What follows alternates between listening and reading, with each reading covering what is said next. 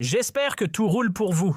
Le 10 décembre 2025, une onde de choc a traversé le paysage médiatique. L'agence PS, sans prévenir, a dégainé une info qui a fait l'effet d'un coup de tonnerre. Cette révélation.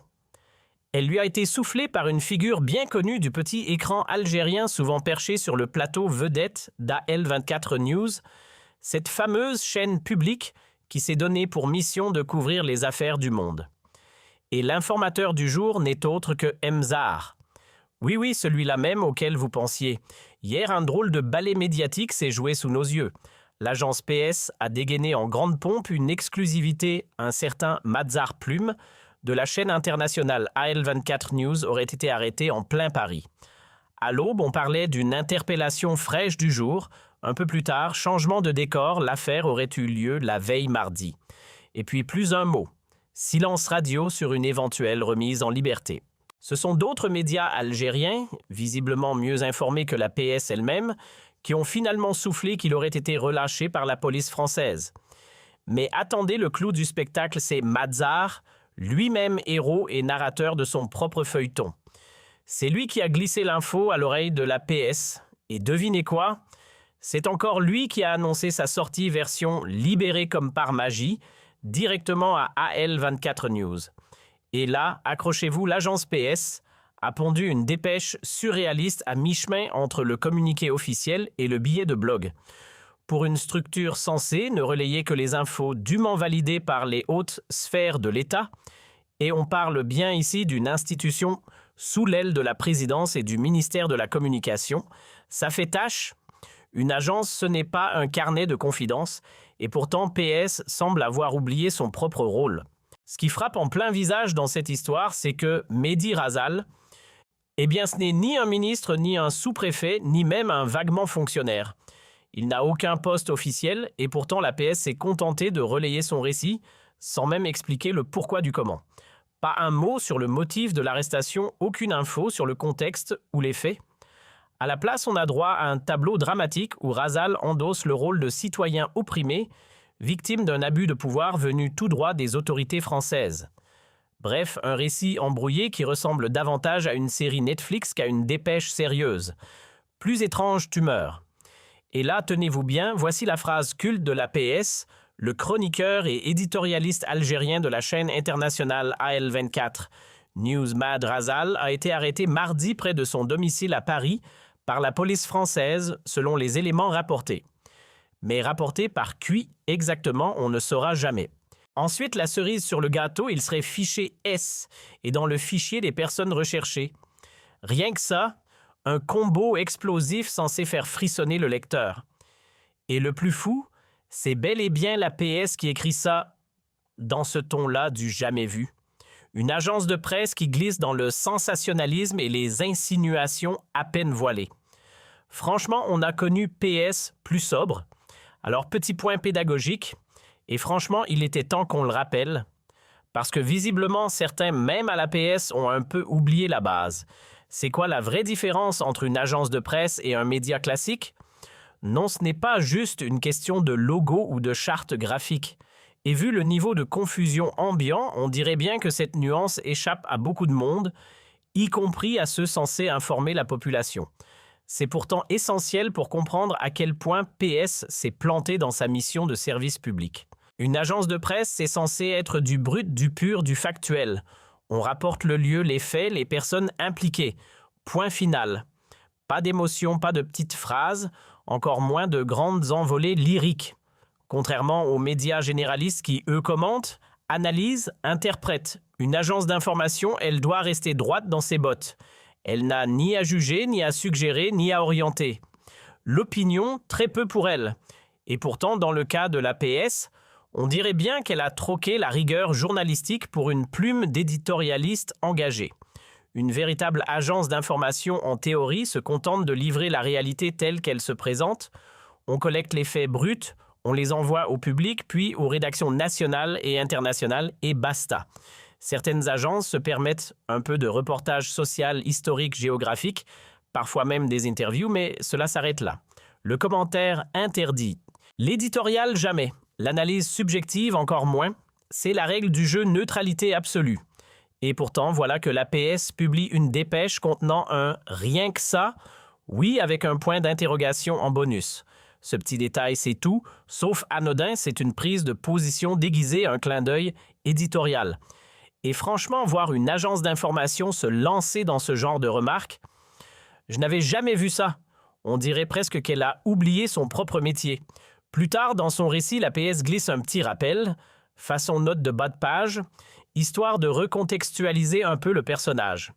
Elle mentionne que Maad Rasal avait été remercié de la radio RMC à l'été 2024, la raison des déclarations jugées plus que douteuses à l'égard des Marocains, ainsi que des propos très polémiques visant un ancien conseiller juif de la monarchie chérifienne, bref, du lourd. Mais apparemment, cela ne l'empêche pas de rester une source crédible pour certains. Et comme si cela ne suffisait pas, voilà que M. Rasal se plaint d'un acharnement quasi systématique à l'aéroport, contrôle à répétition, ambiance tendue, regard suspicieux comme s'il était fiché sur tous les radars. Il parle d'intimidation, d'obstacles sournois, bref, d'une forme de harcèlement institutionnel. Mais ce qui fait vraiment tiquer, c'est que l'APS balance tout ça dans son communiqué, sans jamais mentionner que c'est lui-même qui leur a fourni ces éléments rapportés. Sérieusement rapportés par qui? Un fantôme spoiler, c'est Monsieur Rasal. Mais Chute PS préfère garder le mystère. Et là, cerise sur le gâteau à la toute fin de son texte, l'APS lâche enfin le morceau. Oui, elle a bel et bien discuté avec Monsieur Rasal. On le comprend quand elle cite cette phrase, sortie tout droit d'un discours militant, et au final, malgré le départ de Rota, rien n'a bougé. Ces pratiques sont profondément enracinées dans les institutions de la République française. Sérieusement, une agence de presse qui publie ça. On n'est plus dans l'information, on est en plein pamphlet. On dirait un post Facebook écrit sur un coup de nerf ou un thread énervé sur XX Twitter. Clairement, ce n'est pas du journalisme, c'est de la tribune. Alors non, ça n'a pas été rédigé par un professionnel de l'agence. C'est évident. Ce texte, on l'a glissé dans la machine. Quelqu'un, quelque part, a exigé sa publication. Ce n'est pas un article, c'est un cri de rage maquillé en dépêche. Et visiblement, l'auteur n'a jamais mis les pieds dans une salle de rédaction digne de ce nom. Parce que là, on est à des années-lumière du style sobre, neutre et rigoureux qu'on attend d'une agence officielle. Depuis hier, on a mis les bouchées doubles pour creuser cette affaire Rasal qui fait tant de bruit. On a épluché, retourné, fouillé de fond en comble. Et vous savez quoi?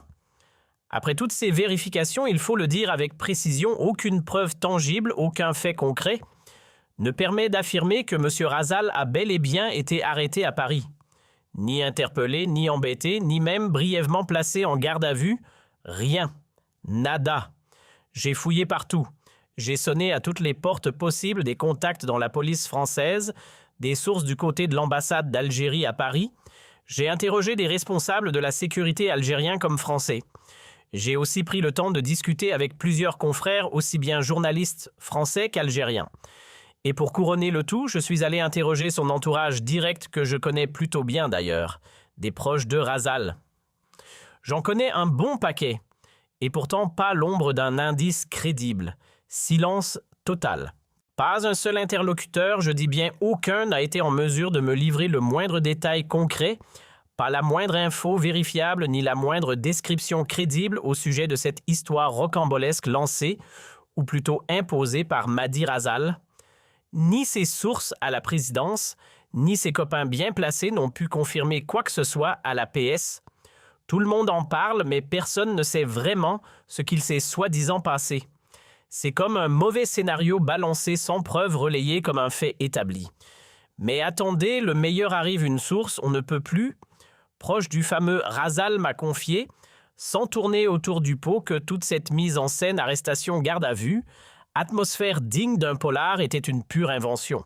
Oui, du pur théâtre. Un coup de bluff signé Emma en personne. Et le plus fort, c'est qu'il a réussi à embarquer la PS dans son délire avec l'aide d'un haut responsable de la présidence qui aurait gentiment appuyé la diffusion d'une fake news.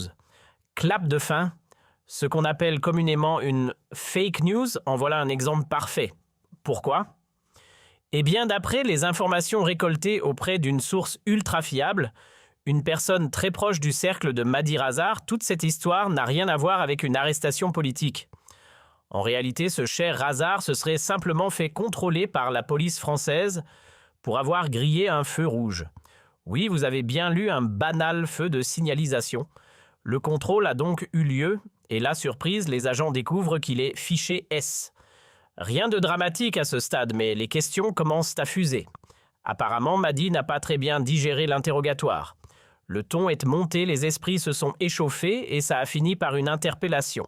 Il n'a pas été conduit au poste, non pas pour des raisons d'État, mais parce qu'il s'est emporté verbalement.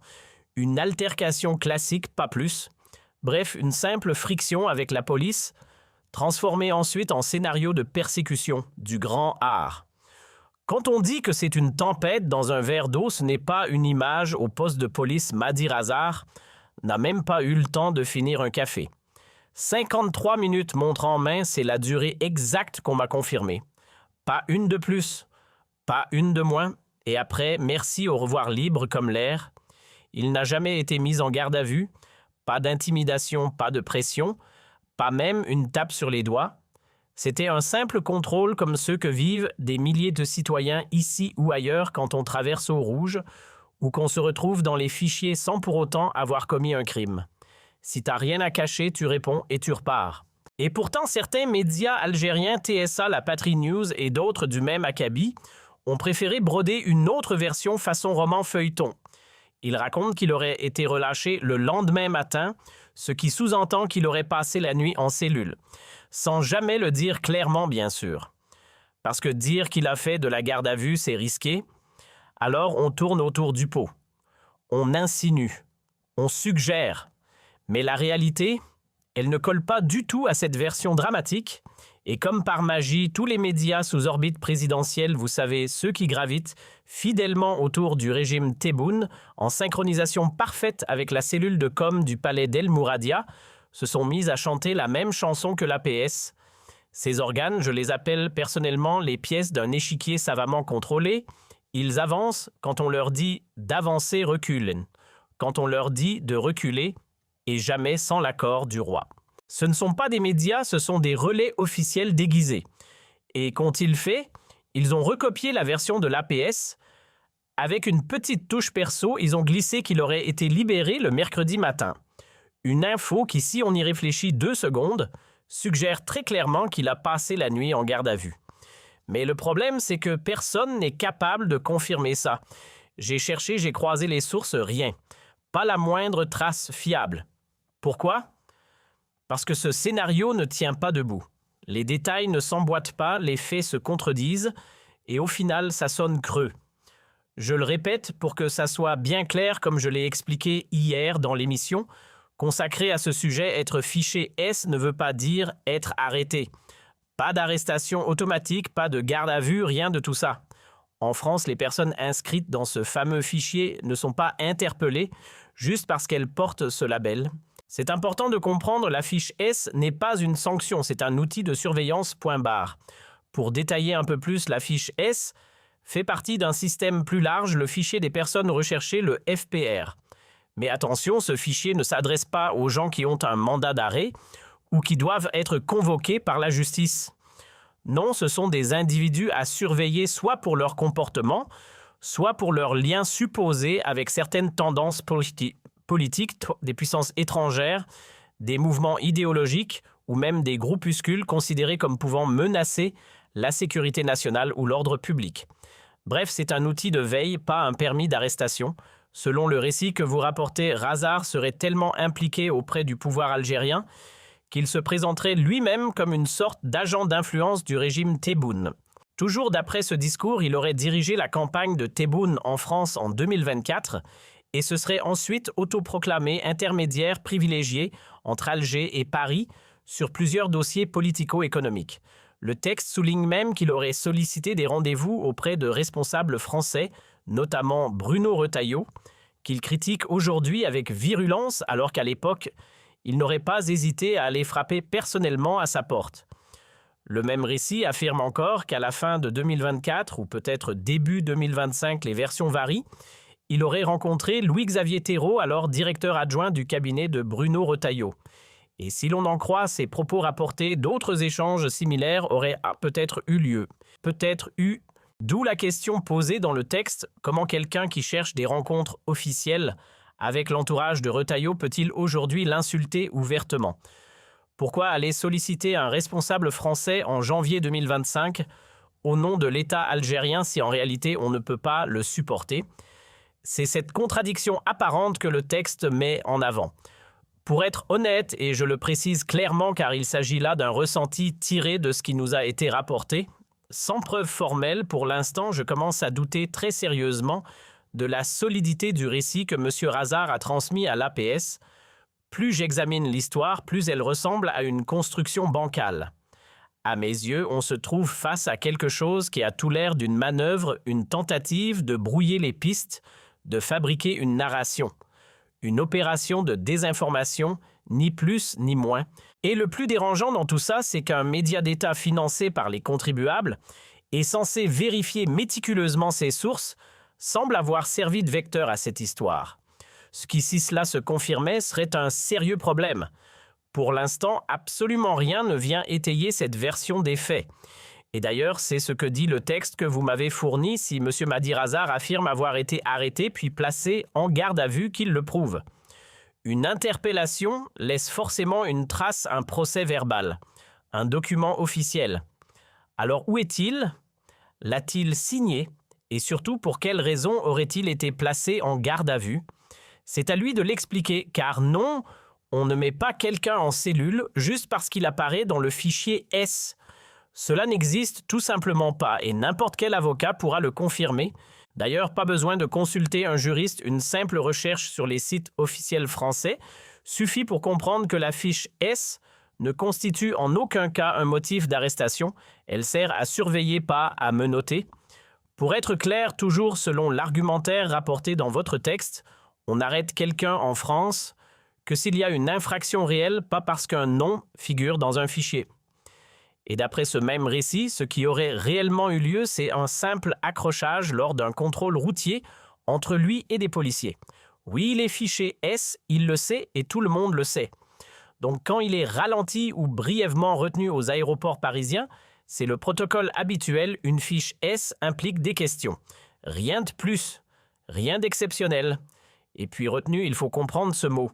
Ce n'est pas 3 heures en salle d'attente, ni une nuit dans un commissariat, ni un scénario dramatique digne d'un film noir. Dans un aéroport français, un agent de la PAF vous pose 3 questions de base. Vous étiez où? Vous venez faire quoi? Vous allez où? Une vérification rapide, quelques minutes, et on vous laisse repartir. C'est la procédure normale pour toute personne inscrite dans un fichier de surveillance, on vérifie et basta. Il ne s'agit pas d'une punition, juste d'un suivi administratif. C'est pourquoi, toujours selon le texte que vous fournissez, la version racontée par Mahdi Razard apparaît totalement incohérente, sans logique, tout simplement invraisemblable.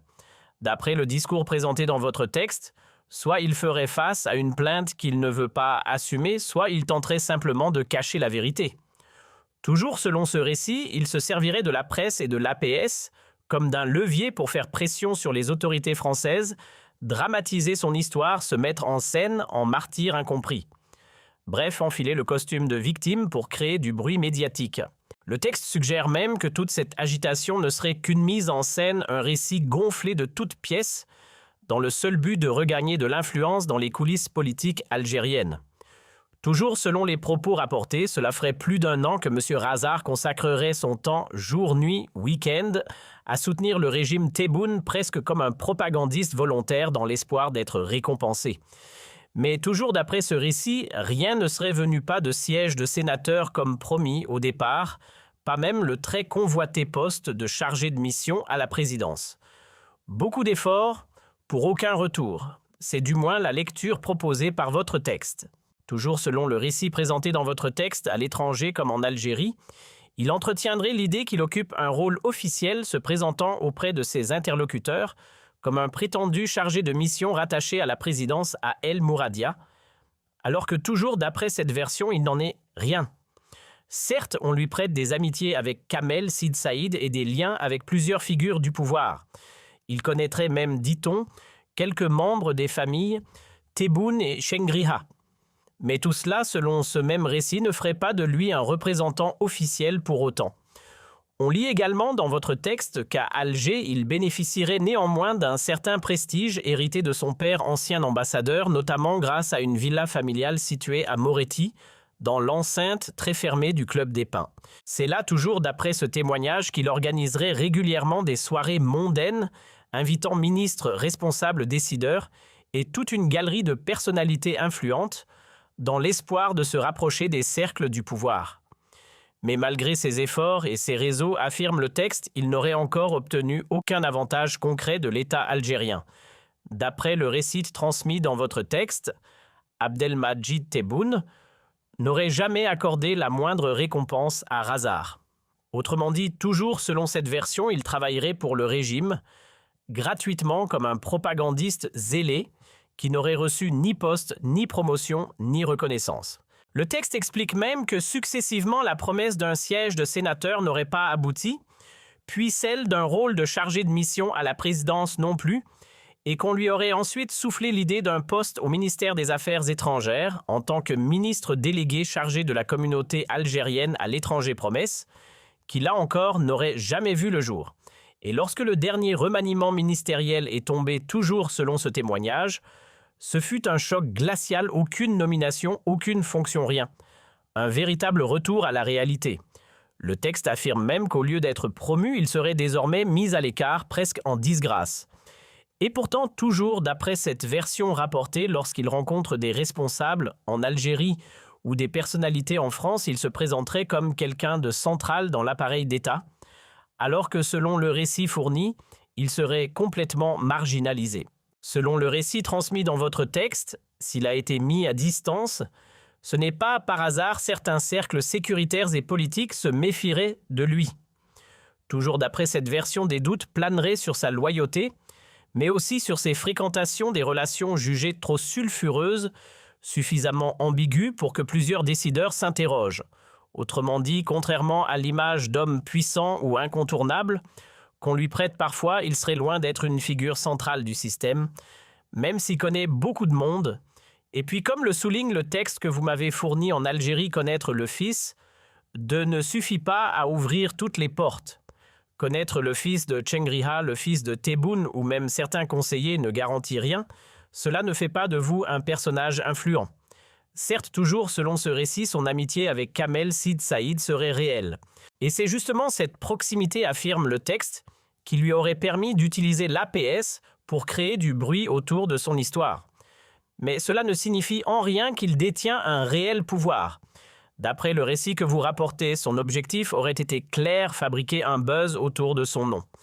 En se présentant comme une victime sacrificielle, un partisan héroïque du président algérien, qui serait persécuté parce qu'il défend son pays dans un bras de fer diplomatique avec la France.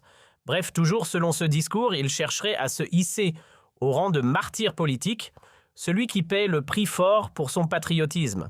Et là, le texte devient encore plus direct, soyons sérieux. S'il est vrai que les autorités françaises avaient voulu lui compliquer la vie, elles n'auraient certainement pas eu besoin d'un simple contrôle routier ou d'un ralentissement à l'aéroport. Le récit explique que si la France avait voulu réellement l'embêter, la procédure aurait été toute autre ouverture d'une enquête-convocation en bonne et due forme, garde à vue de 24, 48 ou même 72 heures passage devant un juge interrogatoire par un magistrat instructeur. Bref, selon ce point de vue, si la France avait voulu taper fort, elle savait parfaitement comment faire. Selon le récit que vous présentez, les vraies mesures de pression, les authentiques moyens de faire mal auraient été tout autres, les procédures coercitives, l'acharnement administratif, les blocages qui paralysent une vie et des activités économiques. Car toujours d'après ce discours, M. Razard possède plusieurs petites sociétés en France. Si les autorités avaient réellement voulu lui nuire, elles auraient eu l'embarras du choix contrôle fiscal à répétition, descente de l'URSSAF plainte déposée au prud'homme audit interminable, voire gel de ses comptes bancaires. Voilà, selon ce point de vue, ce qu'aurait été un vrai harcèlement. Mais rien de tout cela ne serait arrivé. Et le texte insiste, non seulement il n'aurait subi aucune oppression, mais ce qui surprendrait le plus, c'est la retenue des autorités françaises, une forme d'indifférence presque étrange à son égard. Toujours selon votre document, cela étonnerait d'autant plus qu'en août 2024, M. Razal aurait tenu des propos considérés comme antisémites, des faits que la loi française traite avec une grande sévérité. Pourtant, malgré cela, aucune réaction notable. Ce serait cette passivité qui intrigue le narrateur du texte. D'après le récit que vous rapportez, lorsqu'il a publiquement qualifié André Azoulay en associant son identité juive à une étiquette politique, cela aurait clairement dépassé la ligne rouge. Il ne s'est pas contenté toujours, selon votre texte, de critiquer une orientation idéologique, il aurait lié cette orientation à la religion de la personne, ce qui relève de l'antisémitisme.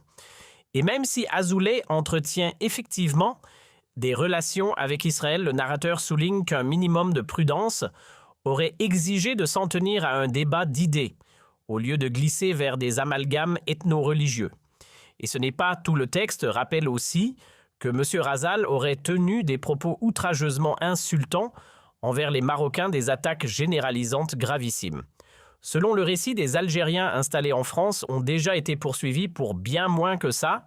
Certains auraient écopé d'amendes salées ou de peines avec sursis pour des déclarations nettement moins virulentes.